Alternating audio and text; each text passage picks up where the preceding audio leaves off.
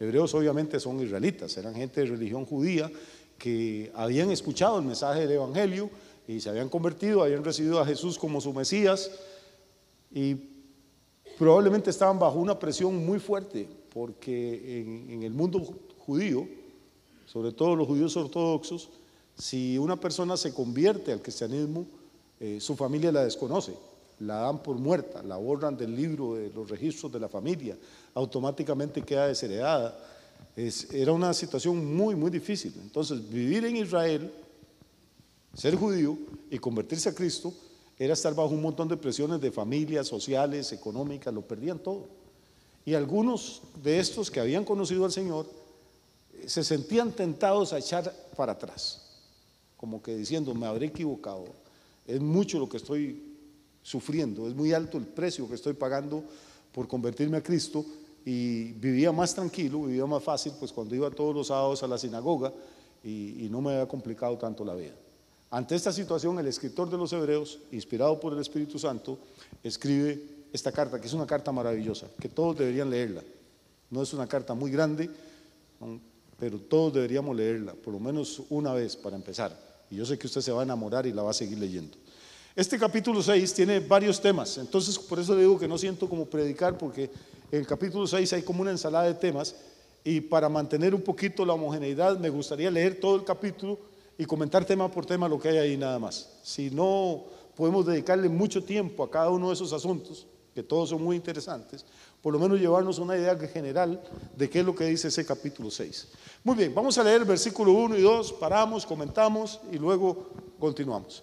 Versículo 1 y 2 de Hebreos 6 dice: por tanto, dejando ya los rudimentos de la doctrina de Cristo, vamos adelante a la perfección, no echando otra vez el fundamento del arrepentimiento de obras muertas, de la fe en Dios, de la doctrina de bautismos, de la imposición de manos, de la resurrección de los muertos y del juicio eterno. En este capítulo 6, entonces, el escritor corta el discurso que ha traído hasta aquí y dice: bueno, ahora vamos a cambiar de asunto, ya está bueno de hablar de los rudimentos de la fe. Los rudimentos es como lo básico, lo elemental. Como decir, uno está aprendiendo los rudimentos de la matemática, sabe sumar, multiplicar, restar y dividir. Está aprendiendo los rudimentos de la literatura, apenas medio sabe escribir mamá y papá. Es lo más básico. Entonces, lo que está diciendo el escritor de los Hebreos es que él considera que ese grupo al que él está dirigiendo su carta ya ha tenido suficiente tiempo dedicado a los rudimentos del cristianismo, a lo básico, a lo elemental, a lo que el apóstol Pablo llamaría la leche. ¿Y a qué le llama la carta a los Hebreos? ¿A qué le llama los rudimentos de la fe? O sea, lo más básico. Usted no puede aprender a escribir si no empieza por el abecedario. Es aburrido, es feo aprendérselo de memoria y saber, si no eso no va a poder aprender a leer y a escribir nunca. Hay cosas que no nos las podemos saltar. Usted no va a poder estudiar matemática y hacer ecuaciones ni hablar de funciones si no sabe restar, sumar, multiplicar y dividir por lo menos. Esos son los rudimentos de cada una de esas ciencias. Cada ciencia tiene sus puntos básicos. ¿Cuáles serían los rudimentos del cristianismo? Lo más básico, sin lo cual no podríamos avanzar ni crecer. Pablo menciona vuelvo con Pablo. Volvamos al versículo 1. El escritor de Hebreos menciona algunos. Dice: no echando otra vez el fundamento del arrepentimiento de obras muertas, de la fe en Dios. ¿Qué más? La doctrina de bautismos, de la imposición de manos, de la resurrección de los muertos y del juicio eterno. Eso sería los bloques elementales del cristianismo. Quien no conozca esto, pues no va a poder avanzar nunca más allá de ir al kinder. Pero notemos una cosa: ¿cuáles son estos rudimentos? 1, el arrepentimiento de obras muertas. 2, la fe en Dios. Empecemos por el arrepentimiento. ¿Qué es arrepentimiento? Porque si usted lee los evangelios, Juan el Bautista empezó su ministerio diciendo: arrepiéntanse porque el reino de los cielos está cerca. Jesús empezó su ministerio diciendo: arrepiéntanse. Jesús dijo antes: si no os arrepentís, todos pereceréis igualmente. En las iglesias cristianas, o en muchas iglesias cristianas, hoy en día ni siquiera se escucha la palabra arrepentimiento. Que dicen a la gente: Dios es muy lindo, Dios es bueno, Dios es amor, venga, ya está. No podemos ir más adelante, porque el primer paso, el primer fundamento sobre el que está edificada la vida cristiana es ¿qué cosa? El arrepentimiento. El arrepentimiento no es llorar ni tirarme el cabello y decir que soy malo, que soy pecador. No tiene que ver nada con emociones ni con sentimientos. El arrepentimiento es una decisión. Es la traducción de una palabra griega que significa metanoia. Eso es lo que dice el original, metanoia. Ese es el primer escalón, el primer peldaño para poder avanzar en la vida cristiana.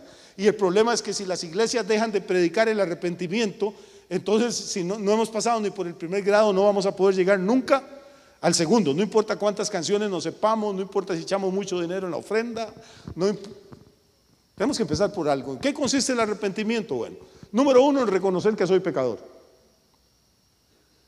Y si usted no cree que es pecador o pecadora, le tengo un consejo, pero de verdad bien cariñoso: no venga más aquí, porque lo vamos a echar a perder.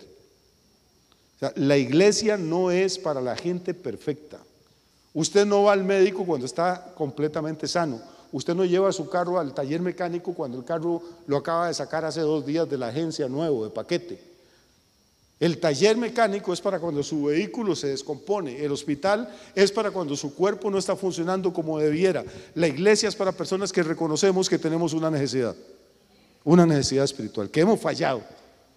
Tal vez soy mejor que algunas personas, pero soy peor que otras. Esto no es saber quién es mejor o quién es peor que otro. Es que delante de un Dios perfectamente santo, todos somos perfectamente pecadores. Usted no roba, no mata, quizá no adultera, quizá no se emborracha, pero créame, amigo, todos hemos fallado. No porque lo diga yo, no me crea a mí. Pablo dice: no hay justo ni aun uno.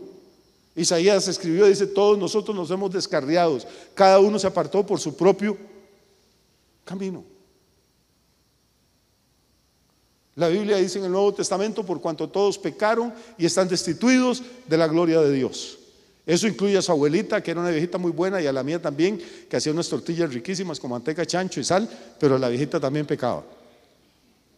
Y por haber pecado estaba destituida de la gloria de Dios. Ese es el asunto. Claro, esto no es un tema agradable, es más bonito hablar del amor de Dios y los angelitos y todas esas cosas. Pero si no subimos el primer peldaño de esta escalera, no vamos a llegar nunca a la meta. Y luego de que viene el arrepentimiento, que repito, es la traducción de la palabra metanoia. ¿En qué consiste la palabra metanoia? En realidad son 2 palabras. Meta en griego significa cambio. De ahí tenemos la palabra metamorfosis, que es meta, cambio, y morfos o morfos, que es forma. Entonces y nous es mente, la forma de pensar. Metanoia es la forma de pensar, cambiar nuestra manera de pensar. Probablemente usted antes pensaba que emborracharse hasta vomitar era lo máximo, lo más divertido que había en la vida, pero cuando usted se convierte, se da cuenta que fueron noches estúpidas, plata malgastada y daño para su cuerpo. Tal vez antes uno pensaba que drogarse y andar perdido todo el día en un mundo de fantasía era lo mejor, y después se da cuenta que a usted se le iba la vida en cosas que realmente no valían la pena. Cuando uno reconoce su necesidad espiritual, viene a Cristo y pone su fe en Él, su manera de pensar tiene que cambiar. Cosas que antes eran prioritarias dejan de serlas. Cosas que antes no eran importantes para nosotros. Si alguien me hubiera dicho a mí cuando estaba en 5º año en la universidad que algún día yo iba a poner un pie dentro de una iglesia, seguro me lo hubiera reído en la cara. Porque para mí esto no tenía ninguna importancia, ni Dios, ni Biblia, Pero cuando uno conoce a Cristo, ahora esto no es algo que uno hace, esto es mi vida.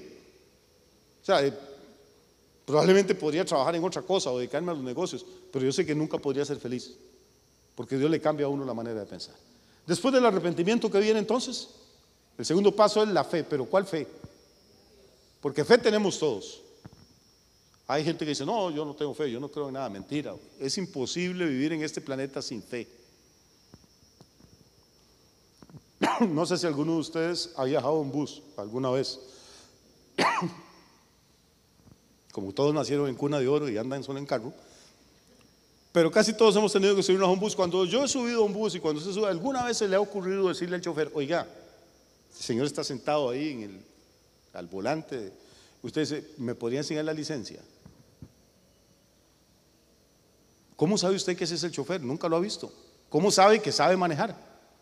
¿Cómo está seguro que no es un loco que acaba de estrangular al verdadero chofer y lo tiene metido abajo del autobús y se sentó ahí y que lo va a despeñar a usted? No, usted se sienta. Cuando le ha tocado volar en un avión, usted, es más, nunca ve uno al piloto. ¿Quién le garantiza a usted que no es otro suicida los que se van a estrellar contra las Torres Gemelas? Usted va tranquilísimo. Es imposible vivir sin fe. Uno abre el grifo del agua en la casa y usted lo abre con la certeza de que va a salir agua. De hecho, el día que no sale, empieza a maldecir acueductos y alcantarillados al gobierno y a todo el mundo. Todos vivimos una vida de fe. El que diga que no tiene fe no sabe lo que está diciendo. No sé si le han tenido que hacer alguna cirugía alguna vez.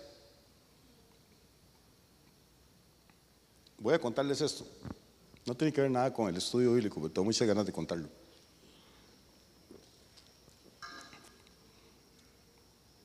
Una vez venía conduciendo yo tranquilo a visitar a mi mamá allá en Daniel Flores.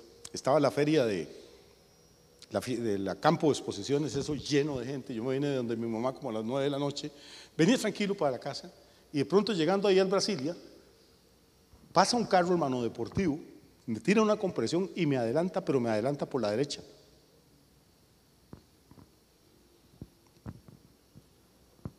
Usted no tiene idea de lo que yo sentí cuando vi pasar ese bólido por acá por la derecha. Y yo lamentablemente no soy muy dulce de carácter.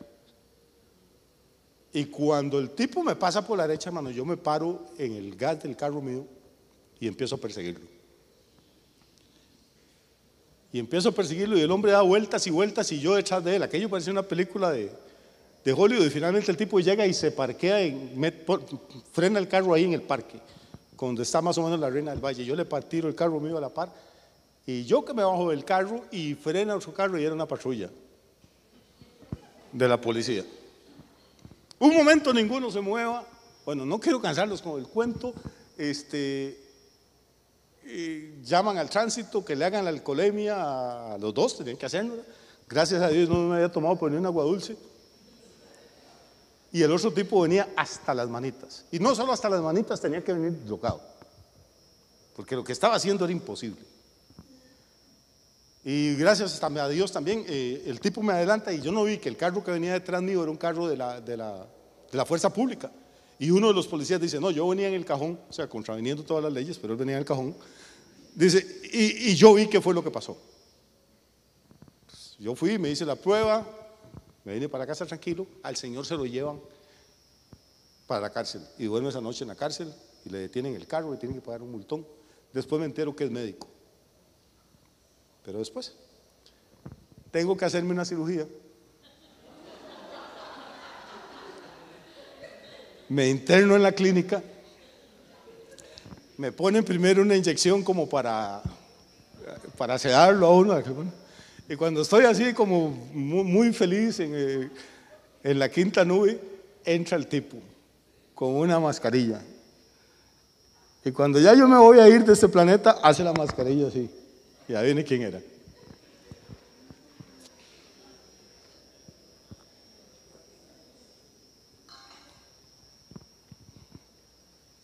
Algún día tengo que verlo y tengo que darle las gracias. Porque no puso más anestesia de la necesaria ni me cortó más de lo necesario. Pero lo que quiero decirle con esto es que el momento que usted entra a un hospital, entra a una clínica en que alguien le va a poner anestesia a usted tiene que entrar ahí por fe. Nos casamos por fe. Tenemos fe que nos va a ir bien. Tenemos fe que la otra persona nos va a querer. Tenemos hijos por fe. Traer hijos en un mundo como este tan fregado que tenemos, pero creemos que a nuestros hijos Dios los va a bendecir y les va a ir bien. Vivimos por fe, pero aquí no está hablando de esa fe natural, está hablando de una fe sobrenatural. El segundo rudimento entonces en el cristianismo, el primero es el arrepentimiento de obras muertas, o sea, de obras que no le producen a usted nada, ni para su beneficio ni para su relación con Dios. Y el segundo entonces es la fe en Fe en Dios. ¿Cómo podemos tener fe en un Dios al que nunca hemos visto? Hablamos con personas y nos dicen, no, yo creo en lo que veo. Lo que uno no ve, todo eso es imaginación. El papel aguanta lo que le ponga. Usted escríbale a la Biblia lo que quiera, que también el Corán, que también el libro Mormón, el papel aguanta lo que le ponga. ¿Cómo tenemos fe nosotros en Dios? ¿Cómo podemos llegar a tener fe en Dios? Yo creo que básicamente hay dos formas. Una es a través de la revelación natural. ¿Qué es la revelación natural? Es que Dios se revela a sí mismo en la creación. Dios se revela en el universo. El apóstol Pablo escribe en la carta a los Romanos y dice, porque las cosas invisibles de Dios, su eterno poder y su deidad son manifiestas por medio de las cosas hechas, de modo que no tienen excusa, porque lo que de Dios se conoce, Él se los manifestó. David salía en las noches allá en el desierto en Palestina, miraba para arriba y decía, los cielos cuentan la gloria del Señor y el firmamento anuncia la obra de sus manos. Entonces a sus hijos, a sus hijas, los van a meter desde la escuela, desde el colegio y sobre todo si llegan a la universidad, en un tren de pensamiento donde les van a enseñar una cosa muy linda que se llama la evolución. Casi todos nosotros tuvimos que pasar por ese proceso. Y nos dicen que no hay ningún Dios, que no hay ningún proceso de creación, que esos son fantasías, son cuentos de los abuelos, que en realidad todo el universo que existe llegó a existir por un proceso ciego, al azar, que se llama evolución.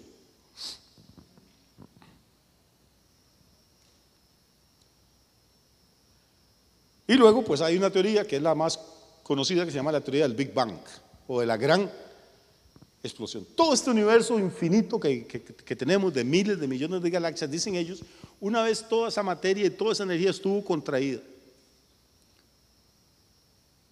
El Sol, que es 1.000.000 de veces más grande que la Tierra, y hay estrellas millones de veces más grandes que el Sol, y hay cientos de miles de millones en nuestra galaxia.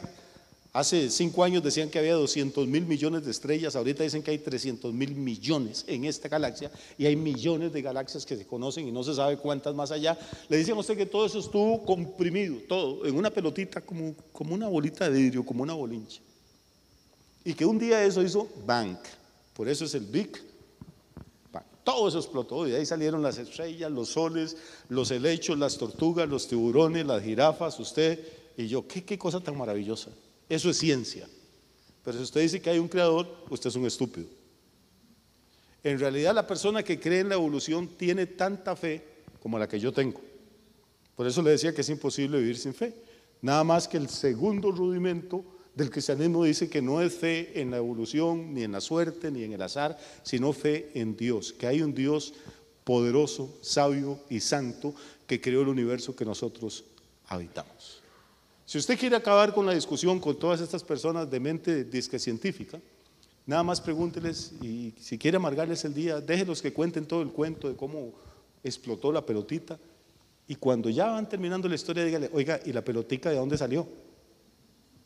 O sea, sí, hubo una gran explosión. ¿Qué fue lo que explotó? Pues toda la materia en el ejército. ¿Y de dónde salieron? Y al final usted se da cuenta que tampoco es ciencia, es simplemente fe. Nosotros preferimos creer en lo que dice la Biblia que creer en lo que dice un señor que se le ocurrió salir con esta teoría.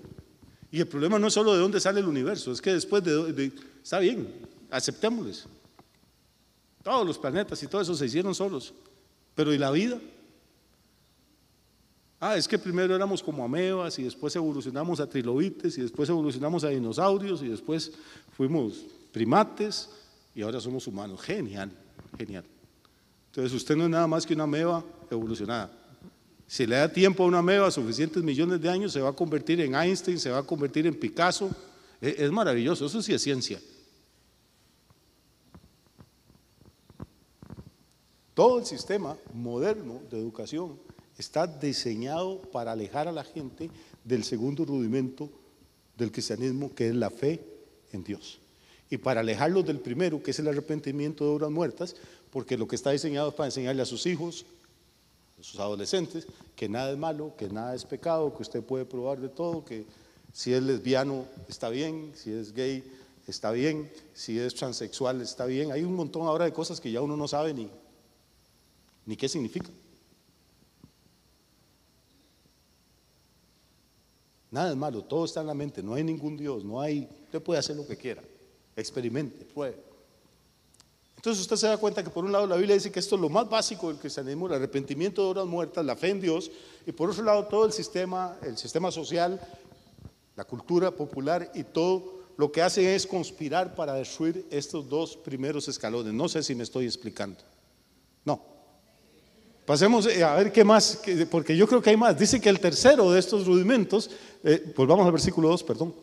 El tercero, versículo 2, sería la doctrina de bautismos. El cuarto sería la imposición de manos. El quinto, la resurrección de los muertos. Y el 6, la doctrina del juicio eterno. Estas 6 cosas eran las que todo cristiano recién convertido, todo niño espiritual sabía en la iglesia primitiva. Que dice el escritor de Hebreos, ya ni para qué seguimos hablando de eso, hermanos. Ya es sobreabundar. Ahora prosigamos, avancemos, cambiemos de curso, maduremos, crezcamos, ya no seamos niños. Note que habla de las doctrinas de bautismos en plural. Habla de la imposición de manos. ¿Cuánta gente sabrá algo en las iglesias de imposición de manos? ¿O cuánta gente, si usted le dice que hay 3 bautismos, cuánta gente entenderá de lo que, o 4 en realidad, cuánta gente entenderá de lo que usted está hablando? Pero eso era lo que sabía todo recién convertido. Ahora hay gente que tiene 20 años de ir a una iglesia y ni siquiera tiene la menor idea de qué está hablando el escritor de los Hebreos. O sea, hemos pasado pintándole pajaritos en el aire a las personas, contándole cosas que no tienen que ver con la esencia del evangelio.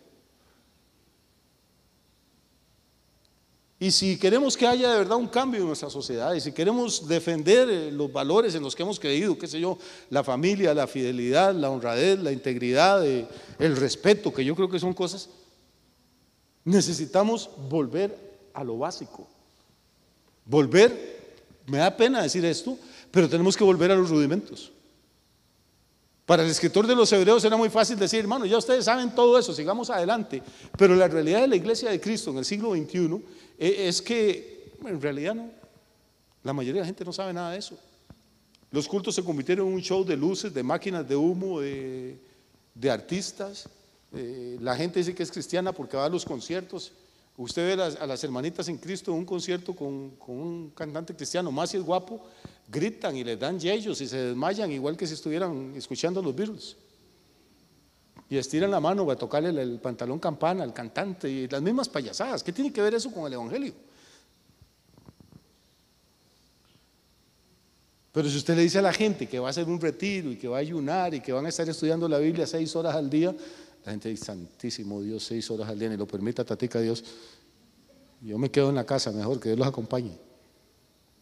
Qué pena, pero es que esa es la realidad, hermano. Y seguro uno entre más viejo se hace, se vuelve más amargado, pero es que hay que decirlo, hay que decirlo. Vamos a pasar al versículo 3 y 4 porque ahí se empieza a ponerse más espinosa la cosa. Cuando el versículo 3 dice, y esto haremos, si Dios lo permite, ¿de qué está hablando? De dejar los rudimentos y seguir adelante. Esto haremos si Dios en verdad lo permite. Ahora sí, vamos a llegar al 4, que aquí se pone difícil el asunto, ¿no? Dice, porque es imposible. Note la palabra imposible.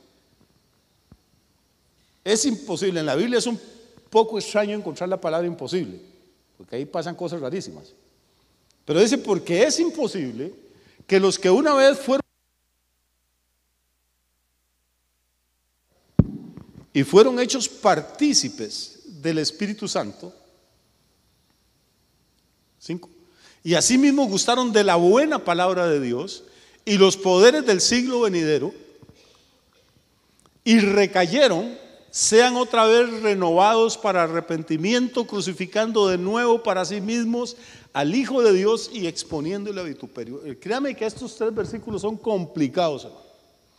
Note lo que empieza diciendo el versículo 4. Dice, es imposible. O sea, no hay forma, es imposible.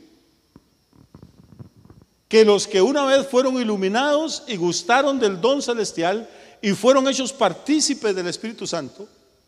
¿De quién está hablando ahí? De personas que han conocido a Cristo, que fueron iluminados por el Espíritu Santo, que oyeron el Evangelio, que lo creyeron. Acuérdese que ¿a quién le está escribiendo esta carta? A los hebreos. ¿Y que estos hebreos que eran? Judíos que habían aceptado a Cristo, pero que estaban como con ganas de echar para atrás. Entonces vamos a ir despacio porque este es un versículo sobre el que tenemos 2000 años de estar discutiendo. Iglesias enteras se dividen sobre este tema. ¿En qué es el corazón del asunto? ¿Cuál es lo que está en juego aquí?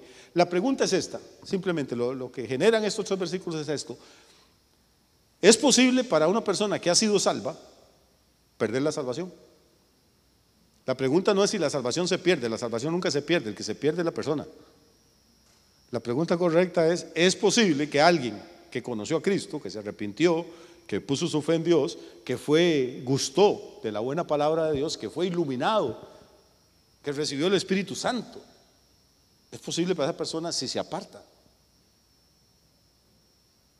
ser salvo o está perdido eternamente?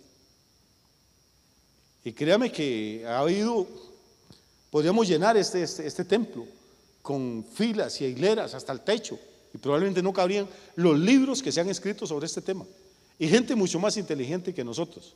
Si es que no vamos a tratar de resolver eso hoy, en esta noche. Nada más quiero decirle que un par de ideas al respecto. Note la carga que hay ahí. Es imposible que los que una vez fueron iluminados y gustaron del don celestial y fueron hechos partícipes del Espíritu Santo. Aquí hay 3 cosas: fueron iluminados, gustaron del don celestial, fueron hechos partícipes del Espíritu Santo, pero hay más en el versículo 5, y asimismo gustaron de la buena palabra de Dios y los poderes del siglo venidero. O sea, no era cualquier hermanito, esto es gente que ha tenido una experiencia real con Dios. No fue gente que llegó a la iglesia convencida, sino que llegaron convertidos, que son 2 cosas muy diferentes. ¿Cómo sé que llegaron convertidos? Hombre, dice que gustaron de los poderes del siglo venidero, que fueron iluminados, fueron hechos partícipes del Espíritu Santo. Ahora, todas esas cosas lindas que les pasaron, verso 6, a pesar de todo eso, dice, esta gente recayó. ¿Qué es recayó? Como cuando usted tenía gripe y cree que ya está curado y le da la recaída, dijo la viejita, y termina peor que antes. O sea, vuelven para atrás, retroceden en el camino de la fe.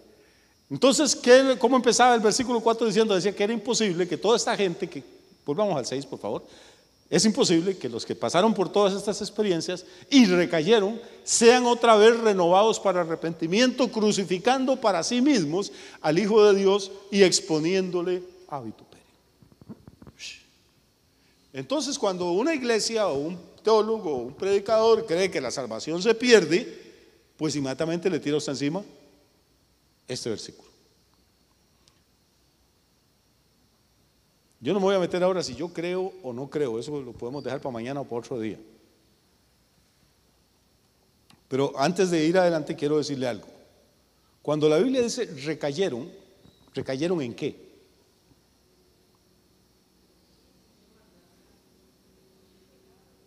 Recayeron porque habían caído. ¿Recayeron entonces en qué? Dígalo sin miedo. En pecado. Primera pregunta. Segunda pregunta, ¿en qué tipo de pecados? ¿Perdón? Porque cuando usted dice pecado en una iglesia evangélica, la gente inmediatamente piensa en sexo. O sea, en la mentalidad evangélica, seguro, como están obsesionados por el tema, cuando usted dice pecado es sexo, o es borrachera, o es mató a alguien. Pero la Biblia, cuando habla de recaer, está hablando de recaer en pecado después de haber conocido a Cristo, después de haber gustado de la buena palabra de Dios, después de haber conocido los poderes del siglo venidero, después de haber sido hecho partícipe del Espíritu Santo. ¿Cómo una persona, habiendo tenido todas estas experiencias, puede recaer?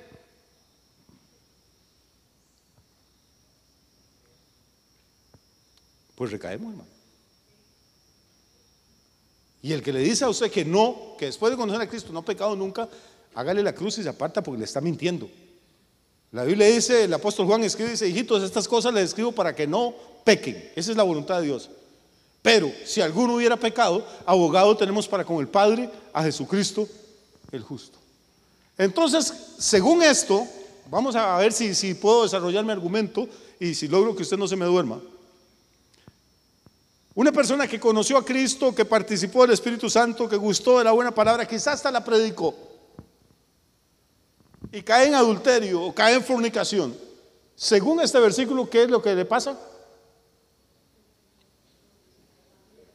¿Perdón? Dice, ¿qué haría usted con una persona si se la encuentra así en la calle, lo conoció, estuvo en la iglesia varios años, fue una buena persona, amable, sirvió, y de pronto lo ve cantando caballo de patas blancas, borracho en una cantina? ¿Qué hace usted con ese hermano? La Biblia dice, hermanos, si alguno fuera sorprendido en alguna falta, ustedes que son espirituales, traten de restaurarlo con espíritu de mansedumbre. Uno dice, hermano, mire qué pena, mire lo que lo queremos, lo que lo echamos de menos, y qué lindo que canta usted. ¿Por qué en la iglesia nunca cantó así? ¿Por qué no usa ese talento que tiene ahí para alabar la yegua esa de patas blancas y lo canta en la iglesia para el Señor? Mire que el domingo hay una cosa que pase, yo paso a la casa y lo recoge. Uno trata de restaurarlo. Estás perdiendo el tiempo. Pensan. ¿Por qué está perdiendo el tiempo? Porque aquí dice que es imposible. Y si Dios dice que es imposible, ahora no lo vimos en adulterio, no fue en adulterio, no fue en borrachera, pero usted le prestó 50,000 pesos y el hermano desapareció de la iglesia, entonces se los robó. Entonces usted lo busca y dice, hermano, mire, yo prefiero perder la plata, pero no perderlo a usted. Vuelva a la iglesia, déjese los 50,000 con lucecitos, yo se los dejo como ofrenda, Dios me va a suplir a medio otra fuente, usted tranquilo, aquí no pasa nada, pero vuelva a la iglesia. No pierda el tiempo, porque aquí dice que es, híjole. Bueno, y si no fue adulterio, ni borrachera, ni robo, pero el hermanito es pastor y es un chismoso de marca registrada, y usted llega y le cuenta algo en privado creyendo que es una persona de Dios y que es discreto y que tiene sabiduría, y 15 días después se da cuenta que todo San Isidro lo sabe, y el hermano sigue predicando, nunca ha adulterado, nunca se ha emborrachado, nunca se ha robado nada, pero tiene una lengua, hermano. Y resulta que Levítico 19:16 dice, no andarás chismeando entre tu pueblo, punto, no matarás. En el mismo versículo dice que chismear para Dios es exactamente igual que matar, porque yo con mi lengua puedo matar la reputación de cualquiera de ustedes, puedo separar un matrimonio. Entonces, ¿qué hago, hermano? ¿Ese recayó o no recayó? Y si el tipo no tiene ningún problema con la tiroides, ni con una glándula, ni con el sistema endocrino, pero pesa 380 libras, es pastor, hermano, no puede controlar su glotonería. Y la Biblia dice que los glotones no heredan el reino de Dios. ¿Y sabe qué hacen los pastores? Se les revientan los botones de los sacos de la panza que tienen y de gordo, y dicen que yo no soy el templo del Espíritu, yo soy la catedral del Espíritu. Y la gente, jaja, y qué simpático pastor.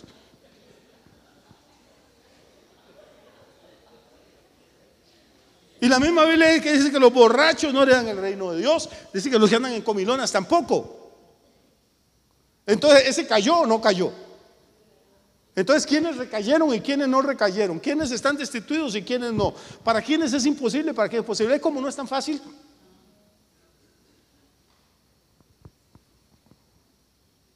Venga mañana. Same time and same channel. Mañana. Voy a seguir. Repito, no vamos a decir ni a favor ni en contra. Este es un asunto complejo que no se resuelve con un versículo bíblico. Hay que leer la Biblia, hay que entender algunas cositas. Mañana, tal vez, si Dios lo permite, podemos hablar de eso. Pasamos un momentito entonces al versículo 7. Dice, porque la tierra que bebe la lluvia, que está hablando del mismo tema, la tierra que bebe la lluvia que muchas veces cae sobre ella y produce hierba provechosa a aquellos por los cuales es labrada, recibe bendición de Dios. Esa tierra que está hablando aquí somos los seres humanos. Y esa lluvia que cae está hablando de la palabra de Dios. El que ha oído muchas veces la palabra y produce fruto, ese va a recibir la bendición de Dios. Pero la que produce espinos y abrojos es reprobada y está próxima a ser maldecida, y su fin es el ser quemada. O sea, hay gente que ha oído palabras, hermano, como que ya fueran catedráticos en un seminario teológico, pero por un lado les entra y por otro les sale. Y lo que va a traer la bendición a su vida no es lo que usted oye, es lo que usted obedece, lo que usted pone en práctica. Pasemos al otro tema que está en el versículo 9. Note qué interesante lo que dice el escritor. Dice, pero en cuanto a vosotros, oh amados, estamos persuadidos de cosas mejores y que pertenecen a la salvación, aunque hablamos así. Esto es diplomacia. Les acaba de hacer una advertencia gravísima a sus lectores. Acaba de decir, hermano, ustedes están en alitas de cucaracha. Si siguen por ese camino que van de apostatar, de apartarse del mensaje del evangelio que oyeron, después de oír tanta palabra y de recibir tantos dones de Dios, es probable, acuérdense lo que le pasa a la tierra que recibe muchas veces la lluvia y en vez de frutas lo que da son espinas y abrojos. Y luego pasó a avisar eso. Entonces, claro, yo sé que con ustedes eso no es así, pero se los digo como por si acaso. Ahora viene la parte linda. Dice, porque Dios no es injusto para olvidar vuestra obra y el trabajo de amor que habéis mostrado hacia su nombre, habiendo servido a los santos y sirviéndoles aún. Aquí hay hombres y mujeres que tienen años de servirle a Dios. Yo tengo aquí en la iglesia gente que cocina para actividades de la iglesia desde hace 40 años. Tengo gente aquí en la iglesia que limpia y que barre sin cobrar un 5 desde hace 40 años. Y que no habría plata. Más, si me demandan del Ministerio de Trabajo, tengo que irme del país. ¿Y con qué plata le va a pagar uno todo eso? Pero hay una cosa en esto: aquí hay gente que ha ofrendado, que ha diezmado cuando estaban en la miseria. Si nosotros éramos una iglesia de miserables, hermano, era una iglesia de pobres. Todos ustedes saben cómo empezamos. Empecé predicando en una esquina en el parque, hermano. Cuando usted predica en el parque, no crea que es el gerente del banco el que va a parar para escucharlo. Lo que dicen es otro loquito ahí. Cuando esta iglesia empezó, ¿qué le decían a la gente? No vayan a esa iglesia porque es la iglesia de los marihuanos, empezando por el pastor. Cuando crecimos y Dios nos bendijo, entonces la gente, no vayan porque esa es la iglesia de los millonarios. Bueno, que Dios los haga projetas. Pero si ustedes se asoman los parqueos ahora, se va a dar cuenta que ha habido un cambio, que la palabra ha producido un fruto en nosotros, que nos cambió la manera de pensar, que nos cambió la manera de vivir. ¿Sí o no? Claro que sí, y eso es real. Pero ¿cómo se ha logrado eso, hermano? Bueno, primero el favor de Dios, pero también es porque aquí ha habido gente que de su escasez, de su necesidad, sembró en los tiempos difíciles. Y tarde o temprano Dios trajo una cosecha sobre ellos.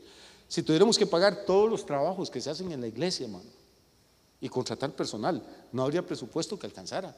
Pero aquí hay docenas de personas que usted nunca va a ver en un púlpito. Y que probablemente nunca los vaya trabajando porque vienen cuando usted no está, pero que están trabajando de día, de noche. El año pasado, creo, el antepasado, se nos murió la mamá de Dalai, la abuela de Luis Chinchilla, la mamá de Dalai Bonilla. Esa viejita tenía 90 y pico de años y solo podía mover una manita, el brazo izquierdo. Y los días de limpieza venía con un trapito a pasarle ahí encima a los bordes dorados de esa silla donde usted se sienta, porque era lo único que ella podía hacer. Bueno, ¿cómo no va a vivir uno agradecido con esa calidad de personas?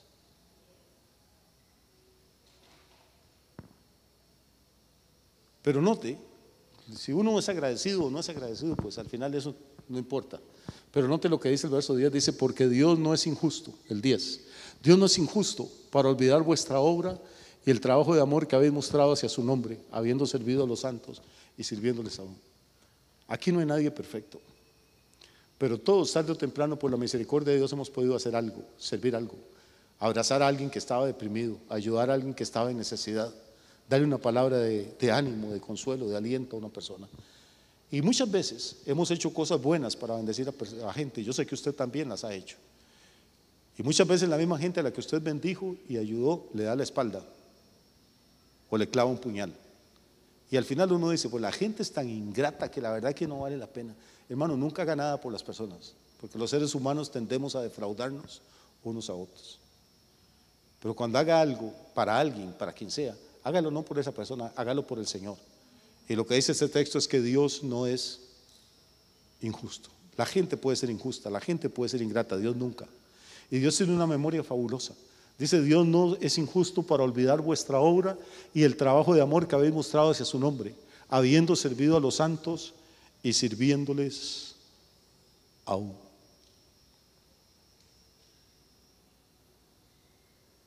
¿Ayudó usted a alguien? ¿Bendijo a alguien? ¿Crió a un hijo y el hijo le dio la espalda?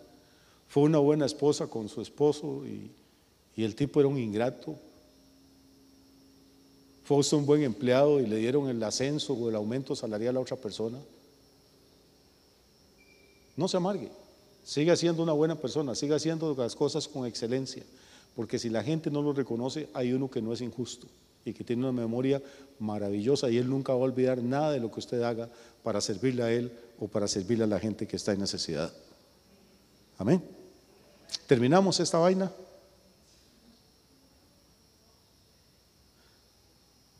Pasemos a los 2 versículos que siguen.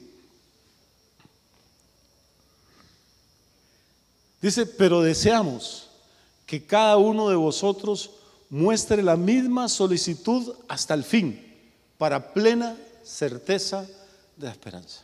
O sea, está bien, ya lo hicimos un rato, ya lo hicimos un tiempo, pero no nos contentemos con eso. Es lo que está diciendo el escritor de Hebreos: sigamos así, solícitos, atentos, serviciales, fieles, hasta el fin, para tener más certeza de nuestra recompensa. Verso 12: a fin de que no os hagáis perezosos, sino imitadores de aquellos que por la fe y la paciencia heredan las promesas. Vamos a ver rápidamente, vamos a correr. Número 1, dice que no nos hagamos ¿qué? Perezosos, sino más bien imitadores de aquellos que por la fe y la paciencia heredan las promesas. La Biblia está llena de promesas. Algunos dicen que hay 3.600, otros dicen que hay 33.000. Yo nunca me he parado a contarlas. Pero la Biblia está llena de promesas maravillosas, desde Génesis capítulo 3 hasta Apocalipsis.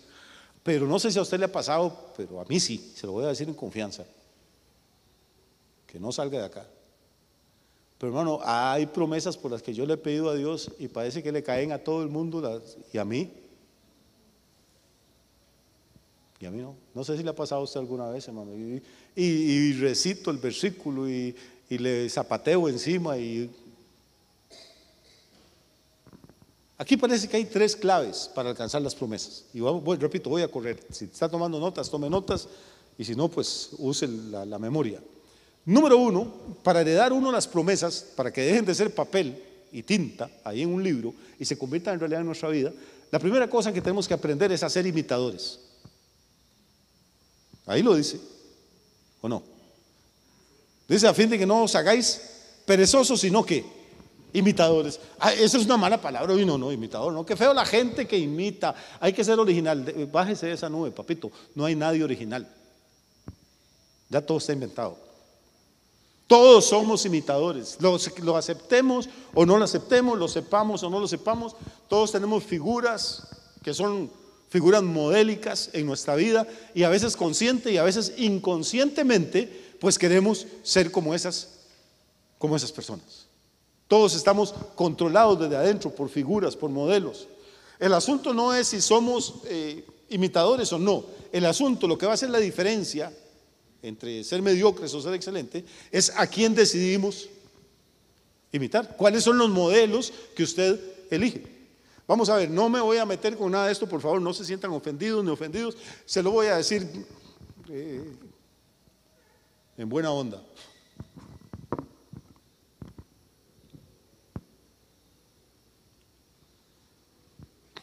¿Por qué se tatúa la gente? De pronto usted se levanta una mañana y dice: es que ya no, qué desesperación, si no me hago un tatuaje me vuelvo loco, es que ya. ¿Por qué se tatúa? Es algo como que a usted le hace mucha falta, como que nos tatuamos porque vimos a una amiga, a un vecino, a un artista, a un jugador de fútbol. Ahora usted no puede jugar fútbol. Lo primero para jugar fútbol es tener tatuado todo el lleno de tinta desde el sobaco hasta la punta del dedo. ¿Por qué? Porque algún buen jugador en Europa se tatuó y los demás creen que si ellos se pintan también el brazo van a jugar como Messi o como Ronaldo. Ya veo las caras de seriedad. No esconda el tatuaje, si es bonito enséñelo. No estoy diciendo que es pecado ni que sea malo, estoy preguntando por qué hacemos las cosas. Cuando yo era pequeñito, como nosotros éramos pobres, tenía que tener mucho cuidado con los zapatos. Yo no podía andar pateando piedras por la calle porque solo había un par de zapatos. Tenía que tener mucho cuidado con los pantalones. No podía ir a jugar con los pantalones de la escuela porque solo eso sabía. Si se me rompía el pantalón del uniforme, que pues, no había. La ropa se compraba en aquella época para la época de las cogidas de café, hermano. Por eso es que daban 3 meses de vacaciones. No era para que los chiquitos jugaran, después le ayudaran a los papás a coger café, porque esa era la plática de comprar los útiles y los zapatos y el uniforme de todo el año. Y si usted jugando bolinchas ahí arrodillado le rompía las rodillas, a usted le rompía las nalgas de un chancletazo. Gracias a Dios en esa época no había pan ni todas esas vainas, y entonces le arriaban a uno, pero de alma. Si yo hubiera llegado donde mi mamá o mi papá con un blue jean nuevo que compré en la tienda y me dieron en 60 colones, 80, no sé cuánto valía un blue jean en aquella época, y yo le decía a la vendedora, hoy que blue jean más lindo, ese es el mío, tálleselo, sí, me quedó perfecto, présteme la tijera, y él empezaba a cortarle cosas así. Y llego a la casa estrenando con un pantalón lleno de huecos, no quiero ni pensar la que me hubiera llovido. Pues ahora la gente, hermano, paga por comprar pantalones, entre más huecos tengan, más caros. ¿A quién se le ocurre que uno viéndose todo roto, es que no importa ser pobre, pero no anda roto, decían, por lo menos anda remendado? Pero ahora compre la ropa buena y la rompe. ¿Por qué? ¿De dónde sacó usted la idea de que se ve más guapa? ¿A alguien vio? No sé si a Shakira, no sé si a Madonna, no sé a quién, pero ese fue su modelo y a usted se le ocurrió, y entonces ahora se convierte en tendencia, se convierte en moda.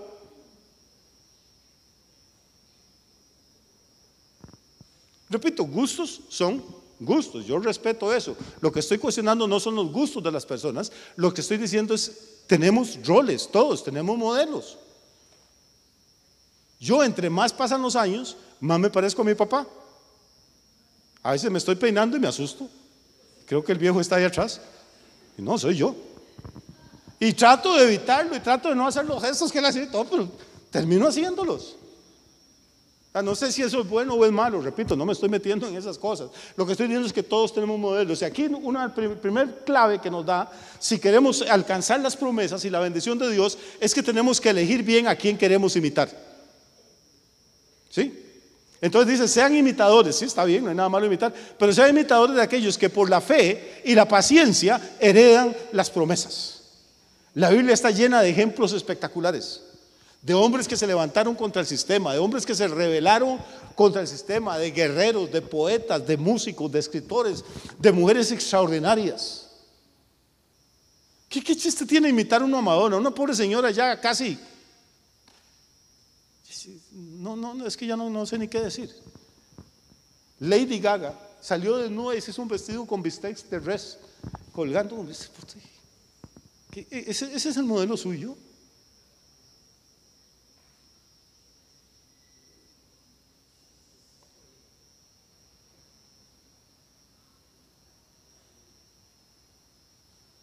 Qué bonito que una muchacha de 16, 17 años dijera, por ejemplo, yo quiero ser como Ruth.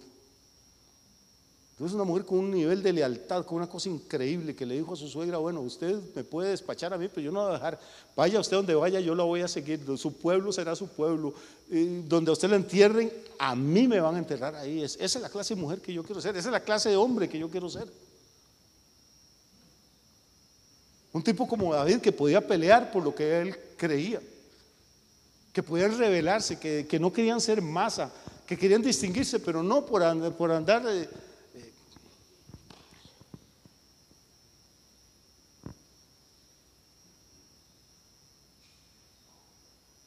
Un día estábamos haciendo inventario, antes de que yo me convirtiera, en San Isidro, en todo Pérez León. Yo calculo que en esa época habíamos, que no sé, digamos que habíamos 15 personas, 20 exageremos, que fumaban marihuana.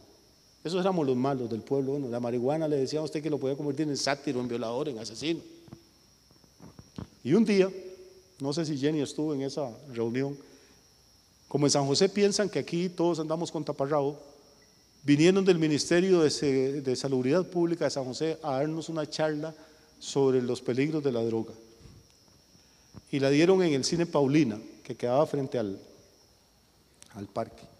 Y ahí 3 tipos con bata blanca hablando de lo terrible que era la marihuana y que bueno, los clientes del pueblo, ahí estábamos todos sentados oyendo la charla, ese mentidero.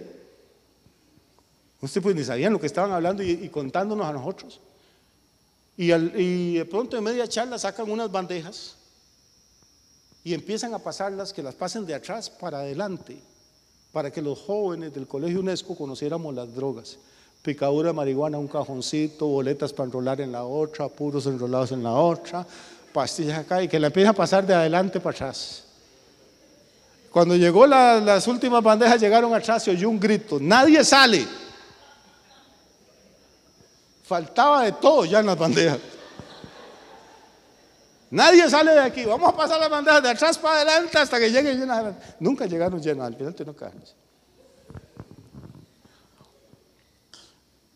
Pero después perdió, al principio era bonito, era un chiste, usted era diferente, usted era el malo de la película. Había una patrulla en todo Pérez Celedón, una cosa, un cajón, le decían la perrera de verde oliva, la patas de hule. Y como éramos tan pocos y solo digamos lo que la gente llamaba el chante, que eran unos potreros aquí, allá por detrás del Prado, entonces de vez en cuando la patrulla, los policías se aburrían y salían a perseguirlo a uno y correr uno a cruzar el río y correr, pues eso es una maravilla, man. Uno se sentía el hombre más buscado del mundo. Pero después, ¿qué chiste tiene? Ahora todo el mundo lo hace, hasta las abuelitas. Entonces ya ahora más bien para ser diferente lo que hay que hacer es no hacerlo. No es malo ser imitadores, pero tenemos que elegir qué clase de modelos vamos a copiar. Y repito, la palabra de Dios está llena de hombres y mujeres que son modelos excelentes. Primer clave, imitamos a alguien. La segunda, tenemos fe. Fe que lo que está escrito ahí es verdad y que Dios tiene el poder suficiente para hacerlo realidad en mi vida. Y tercero, entiendo que el proceso no es inmediato, porque aparte de fe, para que la promesa se cumpla, ¿necesito qué? ¿Cómo heredaron ellos las promesas? Por la fe y por la paciencia. Quizá hoy el panorama se ve oscuro, quizá hoy sus hijos no están tan bien portados como deberían estar, quizá hoy su esposo no es el hombre ideal que usted soñó, o su esposa no es la mujer con la que usted soñaba, quizá hoy la situación financiera es difícil o su situación de salud no es la más deseable. Pero yo sí sé una cosa, hermano: si elegimos los modelos correctos, si creemos a lo que Dios ha dicho y si tenemos paciencia, tarde o temprano la gloria de Dios se va a manifestar en nuestra vida y su milagro va a llegar, la sanidad va a llegar, la bendición va a llegar, la prosperidad va a llegar, la paz va a llegar a su vida.